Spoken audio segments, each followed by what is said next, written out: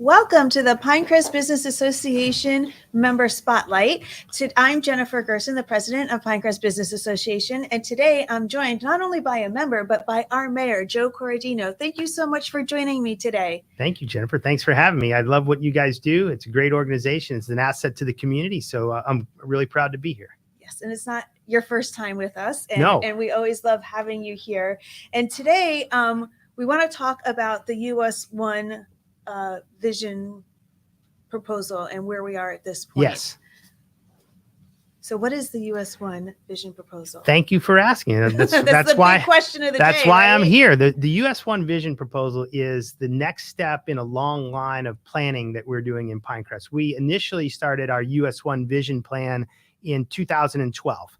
And we accomplished almost every goal we set out to accomplish in 2012. And so what we decided to do in early 2021 was update the plan. And as we went to update the plan, we had a few primary goals that we wanted to do. We wanted to kind of explore mixing diversity of housing stock into Pinecrest. Right now, there is no residential allowed in the commercial corridor. So we're going to explore that. We wanted to explore better places to shop and dine and get entertainment, because we just don't have those in Pinecrest right now. Our economic development studies say that when people in Pinecrest go to shop or out to eat, they don't go to Pinecrest. They go to South Miami, or they go to Coral Gables or Miami Beach or someplace like that. We wanted to explore economic development and bring more into. And lastly, we wanted to explore the fact that we've made an investment. The county's made an investment in a $300 million rapid transit line along the corridor to help alleviate a lot of our traffic problems, and we need to support that. But the main reasons are looking at the housing stock, protecting the commercial character of the corridor, a better aesthetic of the corridor, because it's an old 1950s type of zoning, and we need to they don't build things like that anymore, and we don't want them to. Right. So in 2021, you went back and you made these changes. So what is the process and the timeline for these changes? There's really no timeline. In Pinecrest, what we like to do is have a conversation about these, like to get a common set of facts out there on the table, debate them as a community. And then if it's a good idea, the council will take it up and vote on it. So we introduced it in over a year ago in January of 2021, and then we got busy with our water project. And in case anybody heard, we got everybody water, so that was a good thing. But after the water, we went back in the fall with a couple of exploratory workshops and charrettes. And now we're going to hire urban planners, architects, designers, and professionals to really explore the issues in detail. The proposal as it stands now is to change the zoning code and the comprehensive plan in the US One corridor in a couple of locations at 136th Street, at 104th Street, and then modify the one that already exists up near Dadeland. Explore putting residential in the area. Explore doing that at transit-oriented densities, about 25 to 30 units an acre, and to explore flexibility in height with a height limit up to 6 stories. And I'll explain that later. It's pretty complicated. Get into that later. So, but why is the village doing this? Well, the village has always focused on doing urban planning in the sense that when we incorporated, we never anticipated what would happen to many of our residential lots. They went from very small homes on big giant acres to very big homes on big giant acres. And so what we wanted to do is make sure, we've spent years trying to catch up to that and make sure that the visual impact of those homes wasn't overwhelming to the community. And every city's got rules. That's in our zoning code. And so as things develop, they fit into those rules. When they stop being what the city wants, it's time to change the rules. And that's what we're doing here. Not only have almost all of our single family homes redeveloped in Pinecrest, but all of our institutions have redeveloped in Pinecrest. Almost every one of the public and private schools have redeveloped. And what we noticed was they have to, right? They've gone from 1950s era schools, the way things were built there, poorly maintained. Except for Palmetto Middle School. Palmetto Middle, but it's looking better. They're starting, but everything's happening. Yes. And so they've all redeveloped, and they've spent millions and millions of dollars because Pinecrest has changed since the 1950s, since the 70s, since the 90s. What we noticed then was that a lot of shopping centers on the US One corridor are starting to sell. And that means that they're going to redevelop. And if we don't get ahead of it, because they're 70 to 100-year buildings that they'll put there, they will be developing to an old, antiquated, 70-year-old code, which we don't want. And the problem we have in Pinecrest now is we know the code doesn't work because our businesses that are coming in are always seeking variances, right? We have one of our largest taxpayers, the Lexus dealership, that's come in and wanted to do just rehab its building so that it can be a premier seller of those automobiles. And they can't build it the way their industry wants them to build it because it doesn't fit our code. We have a restaurant that's come in that's one of the best restaurants in all of Pinecrest. And I'll name names. The Platea restaurant, they can't do out. It's excellent. But they want to do outdoor dining, and we won't let them because it doesn't fit our code. They have to go for a variance, and we don't give variances. So if we don't change our code to meet the contemporary style of development, we are going to run people away. Keep letting business go out to the other cities. Well, everybody else is redoing their codes. Palmetto Bays is done. Coral Gables is done. Dadeland is done. Doral is done. Doral is beautiful. It doesn't seem to hurt them. Cutler Bay is done. Homestead and Florida City are doing it. Pinecrest isn't doing it. So we're going to lose the ability, and frankly, that's going to hurt us in the long run if we don't keep contemporary. Of course. So I know change is hard, but Pinecrest is used to change, slow, managed, methodical change. That's what we're doing. And how much land are we talking about for this potential change? We're talking about 50 acres in total. I'd have to explain, but the county had come in with a proposal to kind of upzone the whole area and take our authority away from us. And they had proposed that we do something drastic. They wanted to do 125 units an acre and 17 stories, and they wanted to do it on about 3,000 acres of land, everything within a half mile of the US 1 corridor, which starts to impact single family residentials. Our proposal is modest. It's not 3,000 acres. It's 50 acres. It's all in the commercial area in 3 locations. It's all in the commercial corridor, and it will protect the single family areas from impact of something crazy like that. So it's very modest. And we touched on this before, but the height of buildings. So why is it so controversial about how high buildings are going to be? Yeah, that's interesting. We're figuring out the controversy. I always knew it would be controversial, but when we did our workshops, what we found people wanted was what people were scared of was intensity, where buildings consumed entire ground floor levels, leaving very little space for open space, very little space for outdoor dining. And so what you got were seas of parking and buildings and no place for landscaping, no place for outdoor dining, no place for wide rights of ways or public plazas.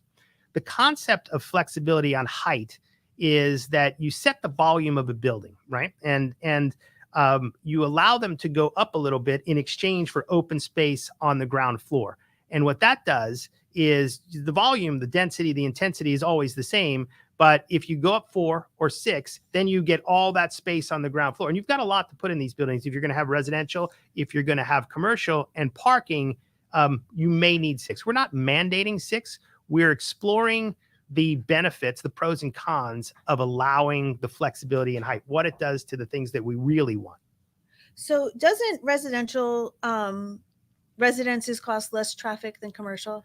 Yeah, the interesting thing about this is people are very worried about traffic, which is a legitimate concern. Man, there's 1 million people moving into the county. Traffic is way worse, but residential development creates about half the traffic of what is allowed there now, commercial or industrial. And it just makes sense, right? If you have a house or an apartment building, people leave in the morning. And maybe they don't even do that anymore because they work from home. But they leave in the morning and they come home. Right? But if you looked at a home improvement store or a commercial area, those trips are in and out all day long. And so it's proven that. So then why wouldn't people want a residential mixed type of building? I think what we have to do, because change is difficult and we have to set a common set of facts out there, explain exactly what we're doing, what the impacts of that are, and then let people decide from there. I think the initial reaction to any of this stuff, if we don't understand it very well, is no.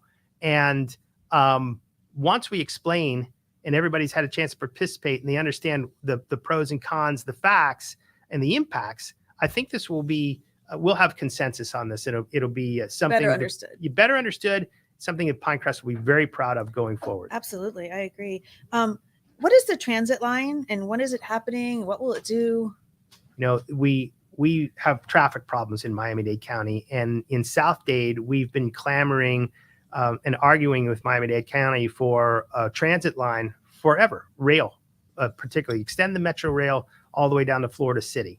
And over the last decade, we've been talking to them about actually doing something. They have a thing called the SMART Plan, Strategic Miami Area Rapid Transit Plan, and South Dade has got the first transit line coming out of that. It's a $300 million project from Florida City to Dadeland that will literally whisk people up the corridor that are trying to get to work. The travel times are just about as fast as Metro Rail. So $300 million. The stations are being implemented right now. The only problem is that to boost the number of people that will ride it, typically have to have people near it. Mm-hmm. And in Pinecrest, we don't have really a significant amount of people within a half mile of those stations. And so one of the reasons we wanted to put population in the next to the station areas was that they'll ride the transit. And what is the rapid transit zone? The rapid transit zone is just that. It's a ordinance by Miami-Dade County that has been initially started in the 1970s that said we want to put population next to the transit station so we can afford, so that we'll get ridership and then afford transit. So in 2017, this expanded to in all of the unincorporated areas of the county said, we're going to put, if you have a station, we would have put 125 dwelling units an acre at 17-foot heights.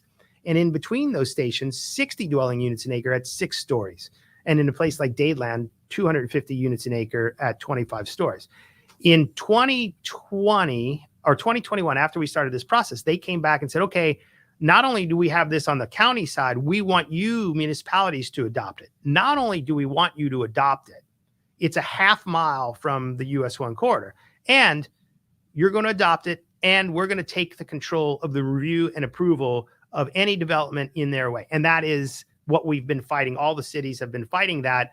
Number one, we don't want them to take our ability to control our land use and zoning away and them review and approve it. Number two, 125 dwelling units an acre is not appropriate for Pinecrest. So that's the rapid transit zone. We're still working with Miami-Dade County to sort out how that would work. But our proposal is the pushback on that. That's our alternative. Here's how we would prefer to do it if you guys are going to do it, because they do need to do something. If they're going to do it, we prefer in Pinecrest that it operate like this. Of course. So we have the US 1 corridor right here. Right. Who's using the US 1 corridor now? Well, it's there's really not a lot of jobs in South Dade. And so the traffic comes from people that are commuting from South Dade to the jobs. Most of us in South Dade go to work in either South Miami or Coral Gables, Miami Beach or Dadeland. So they're all going north of 88th Street. So the people that are using that live in South Dade, we're the closest ones to getting out of South Dade. At 88th Street is our northern boundary. So it's easier for to get out. We sit in Coral Gables in traffic. But if you're from Homestead or Florida City, you're driving hours to get to work. The only ways to get there, US 1, Old Cutler Road, that's really it. And so there are hundreds of thousands of cars just passing by. Now, the funny thing is that our retail, like I mentioned before, our retail is not oriented to people that live in Pinecrest. Our retail is oriented to the drivers on US 1 that are passing it. Yeah, right. So you've got gas stations and you've got drugstores and this, that, and the other thing. It's slowly evolving, but it's not a neighborhood oriented retail. It looks to the driver, not to the neighborhoods. Mm-hmm. And we want it to look more to the neighborhoods, right? So again, if you want to go out to eat, you've got a place to go. You want to shop at a nice place, you'll have a place to go. Right now, that doesn't exist in Pinecrest. And we're talking about land use and zoning. What are those, and how will they impact the citizens of the village? Yeah, like we were talking about before, the things that we're in control with, the reason that Pinecrest incorporated was control over that land use and zoning. Land use, we have two things. We have two plans that are laws. Our comprehensive plan that tells us what can go where, and our zoning code that says how will it go when it gets there. And that's what we say here on our comprehensive plan in this area. We'd say in this area, we want mixed use residential. And these are the uses that we want in it. Barbershops, retail, restaurants, those types of things. And in the zoning code, it will say, how will it look? It's gonna be so tall, it can have so much open space, wide plazas, those types of things. That's how we control development. We're not developers, so we don't develop buildings. We set the rules by which a developer can come in. When your rules are old and broken, it leads to uncertainty. And so you get chaos and you get variances, and no two developments are the same. And that's why we need to reset the rules so we know exactly what we want. The development community knows exactly what they want. And if they want to build 20-story buildings, they know that Pinecrest isn't the place. And they know that they're not getting a variance to do that. There are other places to do that. It's just not Pinecrest. And thank you for watching. I saw somebody make this comment, but I held back on reading it until now because they were asking about Home Depot. So will the city force places to close, for example, Home Depot? No. Like I said before, Kevin, the city is not the developer. So we set the rules. That the private property owners that own the land on the US 1 corridor make the decisions on who they rent to and what buildings they have. So we are not telling anybody to go away. We're not telling anybody to come. We're just setting the rules for development. I think the Home Depot is probably one of the most profitable Home Depots in the nation. And I've heard it's going to kind of upgrade itself to almost a showcase Home Depot. Really? So I don't think the Home Depot is going anywhere anytime soon. I think it'll probably be there for decades to come. So no, we're not telling anybody to stay or go. That's the private sector's job 100%. And how will this impact our parks, schools, traffic, the environment? Well, I think from a traffic perspective, it'll have a modest, it'll have a positive impact because it puts people next to the transit line, so they have the opportunity to use transit. It also is less impactful from a transit perspective. Again, we have 1 million people moving to Miami-Dade County in the next 20 years, and they have to go somewhere. And the current form of development is single-family homes. So we could layer them out on single-family homes, move the urban development boundary like Broward, and put them all the way out to the levee or the Everglades, and that's where they would do it. That is a worse alternative on the environment because you've got to extend the infrastructure, you've got to consume agricultural land, you've got to consume environmentally sensitive land. I'm not saying you can't do single-family homes. I'm just saying we should have an alternative for people who want that alternative, and a modest alternative for Pinecrest would be a little bit of multifamily housing. Again, people are going to want to move out of their acres and go somewhere. That alternative doesn't exist in Pinecrest, so you have to move out of the best community in South Dade to where? So your alternatives only get worse if you want to move out of Pinecrest. So when people age out of their giant homes, right, when they're empty nesters, they want to have that smaller development closer to the restaurants and shopping. And you got a pool guy, you got a lawn guy, you got all that stuff with you and your partner. You don't necessarily want to deal with that. You may want a condo where they do that. It doesn't exist in Pinecrest. From a water and sewer perspective, I think single family homes, dragging those lines all the way out to the Everglades is much more impactful on the environment and the bay and all that than having it in place. The developers would be in charge of putting all that stuff in place. Pinecrest schools are under enrolled as it is with Pinecrest residents. So we have plenty of capacity in our schools. And again, I think this, the 1 million people that are moving to Florida or to Miami-Dade County, many of them are coming to South Dade. We also need economic development and jobs. So this is just a small part of the giant pie that goes into what are we, not only in Pinecrest, but all of South Dade going to look like. If we keep doing what we're doing, the results have been terrible, right? We're stifling in traffic. We have no jobs and we're degrading the environment at a record pace. If we keep that form of development up, we're going to suffocate in this and ruin our quality of life. This is the alternative to that. And so there's a lot of misinformation out there, especially on the internet. How are you guys handling that, and what are you doing to correct it? I don't read the internet, so I'm not quite sure what that's an echo chamber of misinformation. I guess it gets worse and worse every time it goes around in a circle.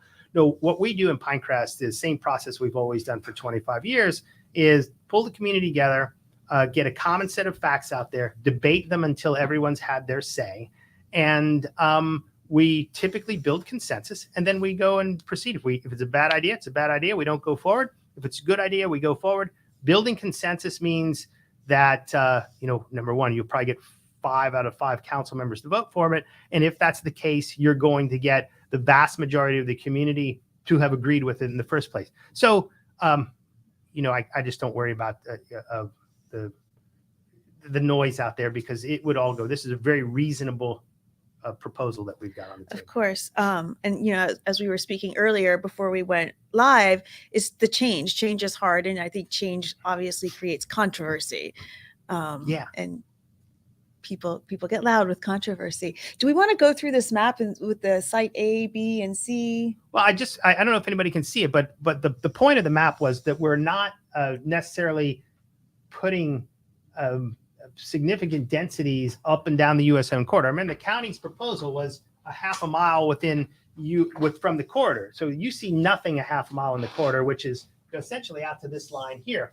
We're protecting all of the single family homes. So you would only see changes to these areas. And again, the county was proposing within that half a mile swath, 125 units an acre or 60 units an acre. And Pinecrest is proposing 25 units an acre, right? So not 3,000 acres, but 50 acres.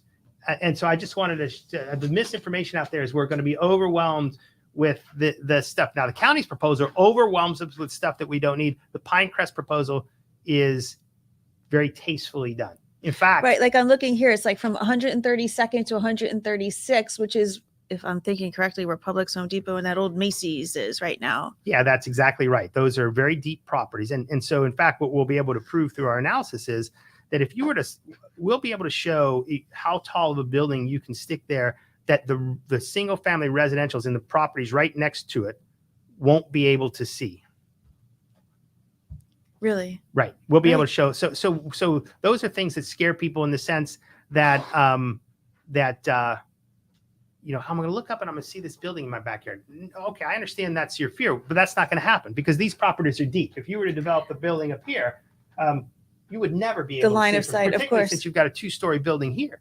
And by the way, if this were to turn into a 4-story building, which is allowed, God only knows how tall that would be without you being able to see it. Right. So we're going to do that analysis. This area here is kind of the Captain's Tavern area. It's nestled in the entry ramp to the Palmetto Expressway. I mean, it's totally buffered. Again, you can't see a 4-story building from there. God only knows how tall of a building you can't see from there. And then, of course, the site to the north is really already done. We did that the same way, just a little less dense and at 4 stories in 2004 for the same exact reason of needing to support the rapid transits at Dadeland. So it's not new. We have done this before. We're just kind of modernizing it and putting it next to the station areas that the county is developing, just like they did in 2004 under the initial council of Pinecrest. The founding council did the same exact thing. So again, this isn't new. We've done it before. And by the way, people will also talk about what's going to happen to my property values. We did that in 2004, and Dadeland came up about the same time that Pinecrest did. And I would dare say that if you made an investment within a mile of that Dadeland station, your property values have gone up faster than surrounding communities. Correct. And so, again, it will have a positive, very positive impact on property values. Well, we just talked about how it would impact the neighbors and the controversy, but this is being done to attract businesses to come to the Pinecrest area. And I'm speaking from the Pinecrest Business Association frame of mind, right? Like we are all about, doing business with other people that we know, with our neighbors, with our friends. And, a lot of the business owners are also Pinecrest residents, I would imagine. Well, I think it attracts business. We need businesses in South Dade, number one, but it also attracts customers to the retail areas in Pinecrest. Again, the Pinecrest people, one of the most affluent zip codes in all of Florida, doesn't shop in Pinecrest. It spends its money in other people's cities. Yes. And so this, the results of this will attract the citizens of Pinecrest to shop in its own corridor, which, again, we're going to reorient not to the driver, but to the neighborhood for the most part. So what are the next steps that the citizens of the village should expect, or what should they expect to hear from the village? Well, we are right now put a citizens committee together that's kind of going to help work with our consultants that we're in the process of hiring. They'll do a kind of research during the summer. We'll come back after school comes back in session. We don't do much during the summer interactively because everybody's gone. and we'll start to have a interactive kind of charrette and workshop process where we'll start to talk about those common sets of facts and explore people's questions, answer all their questions. When we feel we're done that well enough that people are comfortable, if it's a good idea, we will have a modified proposal that we put on a council agenda and vote on. And if it's a bad idea, we will do nothing. But I have a feeling what we always do in Pinecrest is modify. We'll come to the consensus, which means there'll be an idea that gets to the council. It'll be a good idea. It'll have the support of almost the entire community and all of the council, and we'll move that forward. There's no time frame on it. It's a fluid exercise. It's kind of, we'll know it when we're there. Right. And we're in no hurry.